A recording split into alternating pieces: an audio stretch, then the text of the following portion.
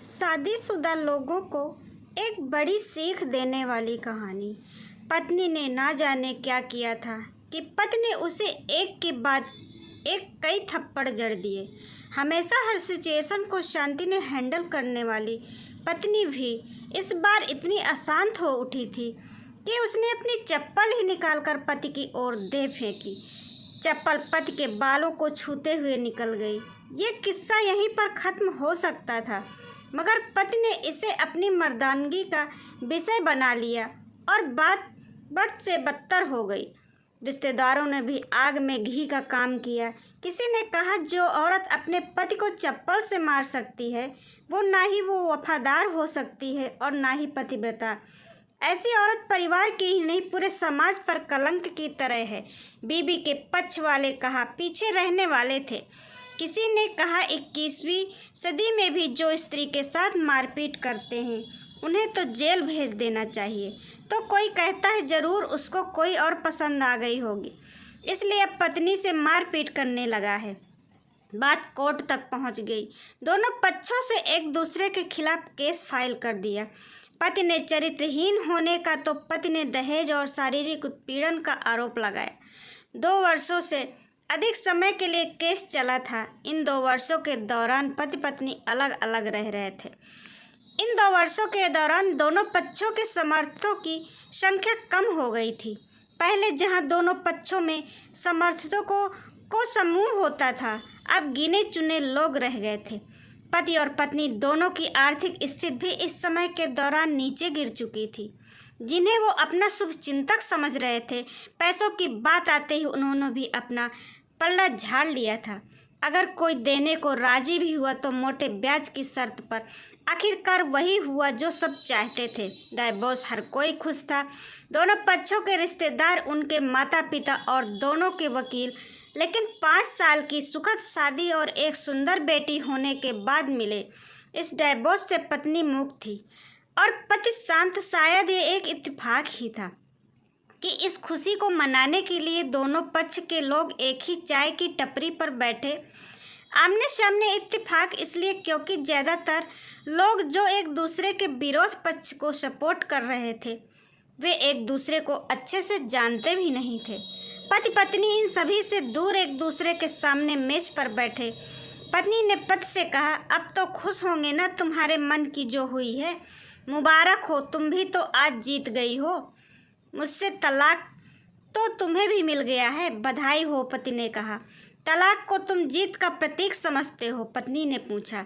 पति चुप रहा। थोड़ी देर की शांति के बाद पति ने कहा मुझे तुम्हें 5 लाख रुपए अभी और हर महीने 8,000 देने का आदेश है।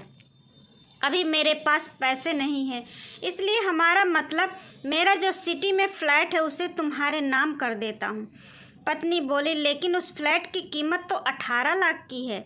हाँ, लेकिन हमारी बेटी तुम्हारे साथ है और आगे जाके उसके खर्चे भी बढ़ेंगे, तुम्हें थोड़ी आसानी होगी। पति ने कहा नहीं नहीं, मुझे सिर्फ 5 लाख ही देना और तुम हर महीने 8,000 तो देते ही वाले हो, मैं मैनेज कर लूँगी। अगर 5 लाख नहीं है तब भी कोई बात नहीं, पत्नी बोली। दोनों फिर से शांत हो गए। पति सोचने लगा कितनी भोली और समझदार है ये औरत जो कुछ समय पहले तक मेरी पत्नी थी और अब अनजान। ये वही है जो कम से कम खर्चे में घर चलाती और पैसे बचाकर मेरे जन्मदिन और बर्थडे पर हमेशा के लिए मेरे नए कपड़े खरीद लाती। कभी बीमार भी हो जाती तो पैसे बचाने के लिए मुझे मालूम नहीं होने देती और घरेलू नुस्खों से अपना इलाज कर लेती। मगर घर में कोई और बीमार होता तो तुरंत डॉक्टर के पास लेकर जाती।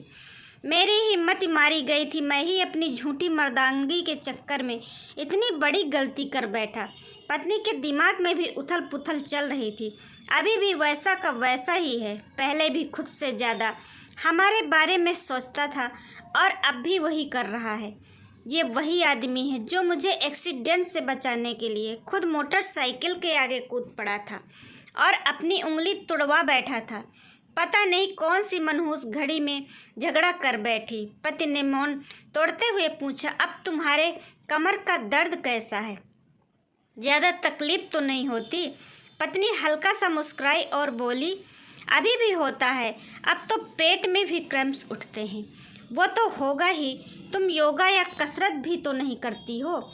अब किसी गायनेकोलॉजिस्ट को ज़रूर दिखा देना। पति ने कहा, तुम बताओ तुम्हारा अस्थमा कैसा है? क्या अब भी दौरे पड़ते हैं? पत्नी ने पूछा। हाँ, पड़ते हैं, पहले से ज़्यादा, क्योंकि अक्सर इन्हेलर भूल जाया करते याद दिलाने के लिए। तुम जो नहीं हो अब, पति बोला। पत्नी की आंखों में आंसू आ गए। वो बोली, तुम्हें मेरे चरित्र पर सवाल उठाने चाहिए थे तो ये परिस्थिति आती ही नहीं। हाँ, मैं जानता हूँ तुम बहुत अच्छी हो। मुझसे गलती हो गई, बहुत बड़ी गलती। मैं लोगों के बहकावे में आ गया था। पति बोला, तुमने भी तो मुझ पर दहेज का इल्ज़ाम लगाया था। वो बोला, गलत था और इस बात का मुझे भी पछतावा हुआ। पत्नी ने कहा। पति कुछ कहना चाह रहा था लेकिन हिचकिचाया। पत्नी ने पूछा, कुछ कहना चाहते हो? वो बोला, क्या सब पहले जैसा नहीं हो सकता? क्या मतलब? पत्नी बोली, मतलब कि हम फिर से पहले की तरह पति पत्नी बनकर, सच्चे दोस्त बनकर नहीं रह सकते? पति बोला, पर ये डिवोर्स के पेपर दिखाते हुए पत्नी ने कहा, फाड़ देते हैं। पति ने अपने पास रखे हुए डिवोर्स के पेपर फाड़ते हुए कहा। पत्नी ने भी अपने पास रखे पेपर फाड़ दिए। सभी हैरान थे, वकील, रिश्तेदार और माँ बाप। पति पत्नी दोनों एक दूसरे के हाथ में हाथ पकड़े अपने घर की तरफ चल दी। दोनों, ये कहानी उन हर पति पत्नी के लिए बड़ी सीख है जो छोटी छोटी बातों पर लड़ते हैं और इन झगड़ों को बड़ा बना के अलग होने का डिसीजन लेते हैं। प्यार और झगड़ा तो एक सिक्के के दो पहलुओं की तरह है। दोनों को स्वीकार करना होगा, तभी ये पवित्र रिश्ता उसकी मंजिल तक पहुंच पाएगा। आशा करती हूँ दोस्तों आप सबको ये कहानी पसंद आई होगी। पसंद आई हो तो प्लीज़ लाइक, शेयर, कमेंट ज़रूर करिएगा। चैनल पर न्यू हो तो सब्सक्राइब करिएगा। धन्यवाद दोस्तों।